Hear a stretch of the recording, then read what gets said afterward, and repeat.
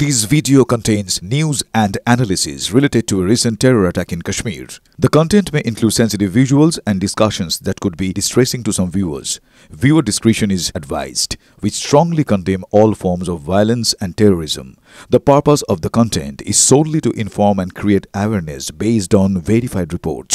প্রধানমন্ত্রীর বাসভবনে বৈঠক প্রতিরক্ষা মন্ত্রীর আবারো বলছি প্রধানমন্ত্রীর বাসভবনে বৈঠক হয়েছে অত্যন্ত গুরুত্বপূর্ণ এবং বড় খবর প্রায় 30 মিনিট ধরে বৈঠক হয় গতকাল সিডিএস এর সঙ্গে বৈঠক করেন রাজনাথ এবং আজকে একেবারে প্রধানমন্ত্রী নরেন্দ্র মোদির বাসভবনে বৈঠক প্রতিরক্ষা মন্ত্রীর সায়ন্ত ভট্টাচার্য আমাদের রিপোর্টারের কাছ থেকে এই বৈঠক সম্পর্কে আরো তথ্য জানবো সায়ন্ত 30 মিনিট ধরে এই বৈঠক হয় কতটা গুরুত্বপূর্ণ অবশ্যই তার পাশাপাশি কোন কোন বিষয়গুলো উঠে আসতে পারে এই 30 মিনিটের বৈঠকে একদমই দেখো প্রধানমন্ত্রীর বাসভবনে যে প্রতিরক্ষা মন্ত্রীর যে বৈঠকটা অত্যন্ত গুরুত্বপূর্ণ বর্তমান পরিস্থিতিতে আর এই অবস্থায় যেটা প্রতিরক্ষা মন্ত্রক সূত্রের খবর বর্তমানে এলওসি পেরিয়ে কোন কোন জায়গায় সংঘর্ষ বিরতি বারবার করে লঙ্ঘিত করছে পাকিস্তান সেই গোটা বিষয় সম্পর্কে তথ্য দিয়েছেন প্রতিরক্ষা মন্ত্রী একই সঙ্গে চূড়ান্ত প্রত্যাঘাত যে পাকিস্তানের উপর আনতে চায় ভারতীয় সেনা সে ব্যাপারেও প্রাথমিক আলোচনা সেরে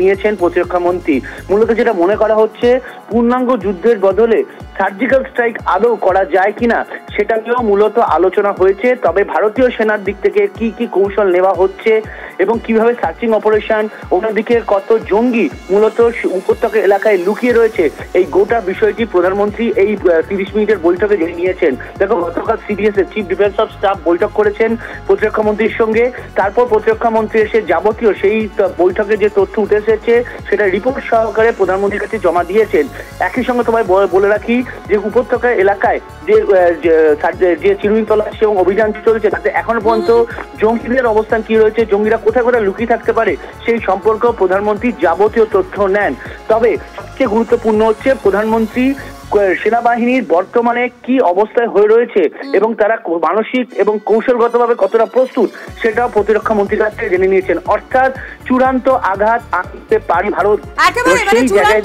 এখন শুধু সময়ের অপেক্ষা সায়ন্ত এবং এই 30 মিনিটের বৈঠক কতটা গুরুত্বপূর্ণ সেটা সায়ন্তের কাছ থেকে জানলাম ধন্যবাদ তোমায়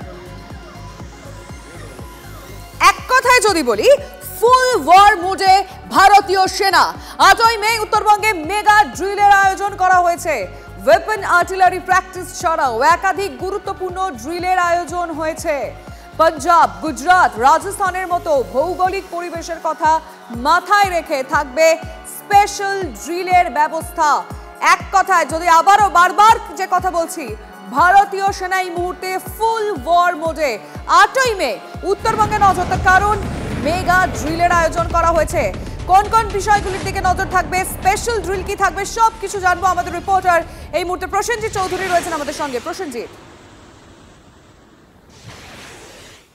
একদম দেখো শুধু ড্রিল নয় সব মিলিয়ে কাশ্মীর পরিস্থিতিতে কাশ্মীর ছাড়াও গুজরাট রাজস্থান পাঞ্জাবের মতো রাজ্যগুলো যেখানে পাকিস্তান সীমান্ত আছে সেখানে সেনার সংখ্যা আরও বাড়ানো হতে পারে যে কারণেই কিন্তু রাজ্য জুড়ে এবং গোটা দেশ জুড়ে সেনার যতগুলো কমান্ড বাংলার ক্ষেত্রে যেমন ইস্টার্ন কমান্ড এই প্রত্যেকটা কমান্ডে কিন্তু বাড়তি তৎপরতা শুরু করা হয়েছে সেনাকর্মীদের প্রস্তুত রাখা হচ্ছে শারীরিক এবং মানসিকভাবে একই সঙ্গে রোজ নিপুণ কৌশলে যাবতীয় কসরত করছেন সেনাকর্মীরা কি করা হচ্ছে সেনাকর্মীরা যে এলাকায় গিয়ে মোতায়েন হবেন সেই এলাকার ভৌগোলিক অবস্থানের কথা মাথায় রেখে কিন্তু একাধিক ড্রিলের আয়োজন করা হচ্ছে যেমন কোথাও হেলিকপ্টারে বরফাচ্ছাদিত এলাকায় প্যারাট্রুপিং করছেন সেনাকর্মীরা কোথাও আবার গান প্র্যাকটিস হচ্ছে কোনো এলাকায় যে সমস্ত এলাকায় জঙ্গল রয়েছে গাছপালা রয়েছে সেই এলাকাগুলোকে বেছে নিয়ে সেখানে আর্টিলারি প্র্যাকটিস করা হচ্ছে সব মিলিয়ে কিন্তু সাজো রব উদ্দেশ্য একটাই কাশ্মীর পরিস্থিতিতে যে একেবারে মানে শুধু প্রত্যাঘাতের অপেক্ষা নজর থাকবে প্রসেনজিৎ ধন্যবাদ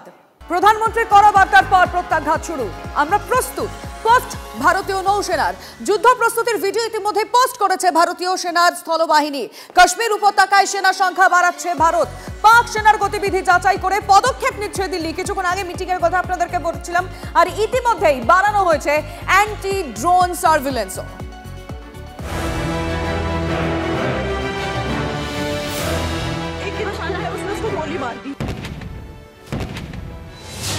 পহেলগাঁওতে নারকীয় হামলায় মৃত্যু হয়েছে 26 জন নিরপরাধ মানুষের দেশ জুড়ে বদলার আর্জি জানাচ্ছেন সাধারণ মানুষ। পাক জঙ্গি সংগঠন লাইন অফ কন্ট্রোল পার করে হামলা চালালো কিভাবে তা বুঝে নিতে শুরু হয়েছে চূড়ান্ত তৎপরতা।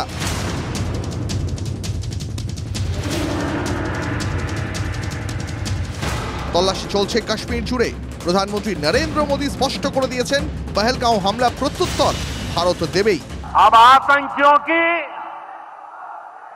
बची खुची जमीन को भी मिट्टी में मिलाने का समय आ गया है। ইতিমধ্যেই কূটনৈতিক ক্ষেত্রে জবাবও দিয়েছে ভারত। স্থগিত করে দেওয়া হয়েছে সিন্ধু চুক্তি, বন্ধ করে দেওয়া হয়েছে আটারি সীমান্ত। শুধু তাই নয়, ভারত থেকে সব পাকিস্তানিকে বের করে দেওয়ার বার্তা দিয়েছে নয়াদিল্লি। কেন্দ্রীয় স্বরাষ্ট্রমন্ত্রী অমিত শাহ সব রাজ্যের মুখ্যমন্ত্রীদের সঙ্গে এই নিয়ে কথা বলেছেন। আর এদিকে কাশ্মীরে খুঁজে খুঁজে সব জঙ্গিদের বাড়ি গুঁড়িয়ে দিচ্ছে সেনাবাহিনী।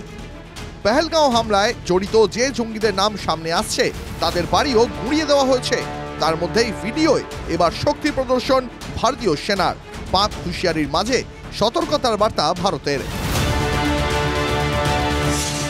মিশন রেডি শনিবার সকালে পোস্ট ভারতীয় নৌসেনার। যে কোনো সময় যে কোনো পরিস্থিতির জন্য প্রস্তুত। ভারতীয় সেনার স্থলবাহিনী একটি ভিডিও পোস্ট করে। সেখানে ভারতীয় সেনার দুঃসাহসিক কিছু অভিযানের মুহূর্ত সাজানো হয়েছে।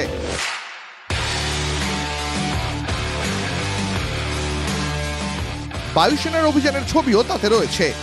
নির্ভীক, পরিশ্রমী, অপ্রতিরোধ্যর মতন বিশেষণও ব্যবহার করা হয়েছে ভিডিওতে। বলা হয়েছে, ভারতীয় সেনার কাছে কোনো ভূখণ্ডই অজেয় নয়, কোনো অভিযানই নাগালের বাইরে নয়। সেনা সবসময় প্রস্তুত, সদা সতর্ক। নৌবাহিনী জাহাজের একটি ছবি পোস্ট করে তাদের বার্তা, ঐক্যই আমাদের শক্তি, তীর লক্ষ্য নিয়ে আমরা সবসময় হাজির।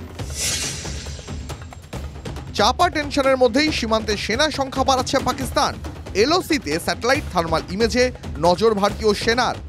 এই মুহূর্তে আমি যে জায়গায় দাঁড়িয়ে রয়েছি, এই জায়গাটা স্ট্র্যাটেজিকভাবে অত্যন্ত গুরুত্বপূর্ণ। বারামুলা শহরের ঠিক বাইরে, উরির ঠিক কিছুটা আগে, এই পাহাড়ের ঠিক ওপারেই রয়েছে পাক অকুপায়েড কাশ্মীর। অর্থাৎ যেদিকে এই মুহূর্তে প্রতি মুহূর্তে নজর থাকছে। সূত্রে খবর, কাশ্মীর উপত্যকায় সেনা সংখ্যা আরও বাড়াতে চলেছে ভারত। যে সময় আমরা পহেলগামে হামলার ঘটনা দেখেছি, নারকীয় হত্যালীলা দেখেছি, তার 24 ঘন্টার মধ্যে প্রথম যে জায়গা দিয়ে অনুপ্রবেশের চেষ্টা হয়েছে তা হচ্ছে ঠিক এই পিছনের পাহাড়। ঠিক পিছনের পাহাড়ের ওপারে যে নিয়ন্ত্রণ রেখা রয়েছে, যে পাক অকুপায়েড কাশ্মীর রয়েছে, ঠিক সেই উড়ি সেক্টর দিয়ে সেখান দিয়েই কিন্তু জঙ্গিরা ঢোকার চেষ্টা করছিল এবং তাদেরকে গুলি করে সঙ্গে সঙ্গে নিকেশ করে দিয়েছে সেনাবাহিনী। ভারতের দৃঢ় বিশ্বাস কি আমরা এবার পাকিস্তানকে একটা শিক্ষা দিয়ে ছাড়বো। কি ভারত যদি হামলা করে পাকিস্তানের উপরে, তখন কিন্তু পাকিস্তান প্রায় টুকরো টুকরো হয়ে যাবে। অভিযোগ, প্রতিদিন নিয়ন্ত্রণ রেখায় সংঘর্ষ বিরতি চুক্তি লঙ্ঘন করে গোলাগুলি চালাচ্ছে পাকিস্তান। তার মাঝেই শনিবার ভিডিও পোস্ট করল ভারতীয় সেনা।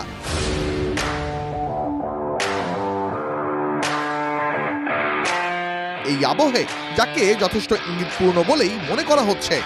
ক্যামেরায় রাহুল সিং এর সঙ্গে জ্যোতির্ময় কর্মকারের রিপোর্ট, TV9 বাংলা।